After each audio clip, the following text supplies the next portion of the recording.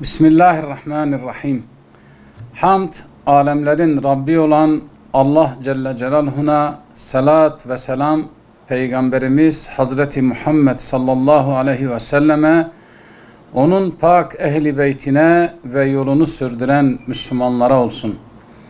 Şükür Rabbimize ki bizleri Kur'an-ı Kerim'de kıymet verilen 4 aydan biri olan Muharrem ayına ve bu ayın 10. gününe tekabül eden Aşura gününe ulaştırdı. Bütün insanlık tarihini alakadar eden mühim hadiselerin gerçekleştiği Aşura günü hiç kuşkusuz bütün dinlerde de önem arz etmektedir. Aşura günü İslam'dan önce de kimi toplumlarda ve Hazreti İbrahim aleyhisselam'dan beri hürmet gösterilen bir gündür. Peygamber Efendimiz sallallahu aleyhi ve sellem Ramazan orucu farz kılınmadan evvel de Aşura gününün orucunu hiç terk etmemiştir. Aşura günü birçok peygamberin hayatında ciddi hadiselerin yaşandığı bir gün olması bakımından müstesna bir öneme sahiptir. Bu hadiselerin tümü Yüce Rabbimizin kudretine ve yardımına delalet etmekte ve bütün Müslümanlar da manevi bir haz ve hoş bir duygu bırakmaktadır.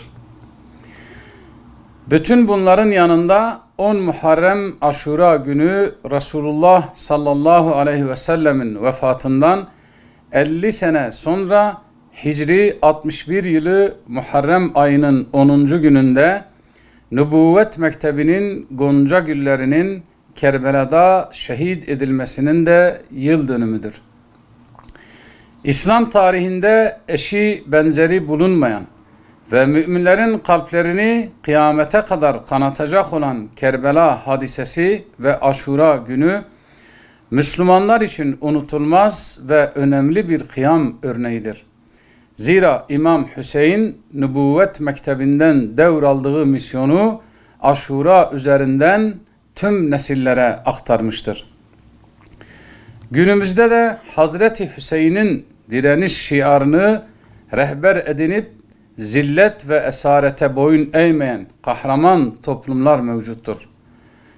Bu toplulukların en seçkinlerinden biri de hiç kuşkusuz Gazze halkıdır.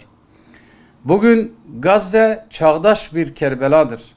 Tüm Filistin toprakları birer Kerbela çölüne dönmüş durumdadır. Filistin, Gazze, Ramallah, Kudüs, Cenin topyekün bir Kerbela kesilmiştir. Tüm şeytani güçlerin maddi ve manevi desteğini arkasına alan emperyalist güçler tarafından en modern ve ölümcül silahlarla donatılan Siyonist Yahudiler, İslam dünyasının derin sessizliği ve kahredici gafleti altında Filistin halkına, Gazze halkına ölüm kusmaktadır. Gazze ve Filistin'in diğer şehirleri vahşi barbarların elleriyle yakılıp yıkılmakta, evler yerle bir edilmektedir. Her gün onlarca masum, savunmasız kadın ve çocuk hunharca katledilmektedir. Tüyleri diken diken eden bir Kerbela hadisesi yaşanmaktadır. Ama bir avuç kahraman İslami direnişin yiğit evlatları tüm dünyayla savaşma pahasına İslam'ın onur ve izzetini çiğnetmemekte, rehberleri Hazreti Hüseyin gibi cihat meydanlarında aslanlar gibi kükremekte, ya şehadet ya zafer diye haykırmaktadırlar. İzzet ve onurun, cesaret ve kahramanlığın kitabını yazan bu yiğitlere destek tüm Müslümanların görevidir. Peygamber Sevdaları Vakfı olarak bu çağdaş Kerbela vahşetine karşı duyarsız kalmayacağız. Her gün Aşura, her yer Kerbela şiarıyla donanmış olarak Gazze'de direnen kahraman mücahit kardeşlerimize tüm imkanlarımızla destek olacağız. Maddi, manevi her yolla Gazze'nin yanında duracak, Gazze direnişini her yerde savunmaya devam edeceğiz.